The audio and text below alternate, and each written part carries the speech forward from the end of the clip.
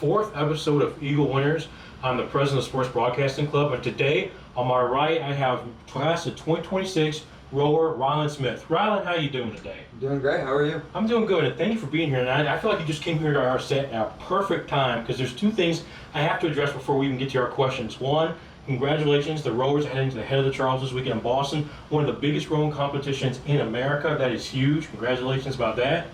And this is something I feel like we have to address because I'm not sure if you've seen this, or I'm not sure how many people know this about Rylan, but he's a national merit semifinalist because of his score on the PSAT. Rylan, that is phenomenal, young man. So my first question to you is, describe your journey to St. Edward High School. Well, so I grew up on the east side. I went to a small Catholic school in Shaker Heights. So most of my friends actually ended up going to Ignatius. But my older brother, he actually went here. He graduated class of 2022.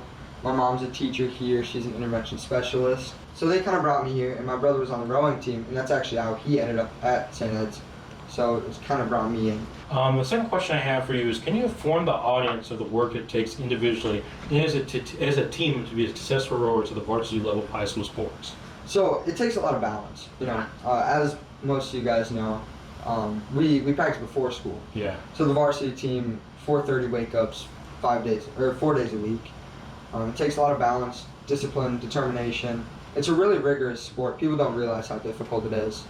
But, you know, like you mentioned earlier, I was a national merit. I was commended for that.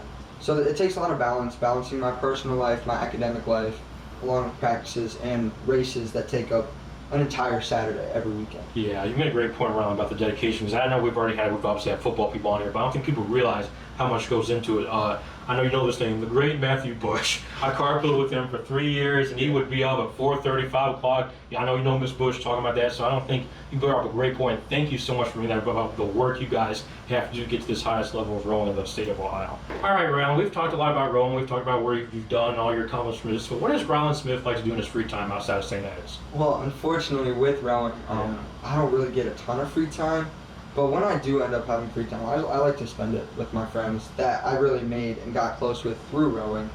All right, that is our fourth episode of Eagle Winners. Rylan Smith, thank you for coming today. Best of wishes. I'm glad that we get to have a different sport here. And next week for our fifth episode, we have a very special guest. And now I just want to say thank you. And this is our fourth episode of Eagle Winners. I'm Harper Lucas, president of the Sports Broadcasting Club, signing off.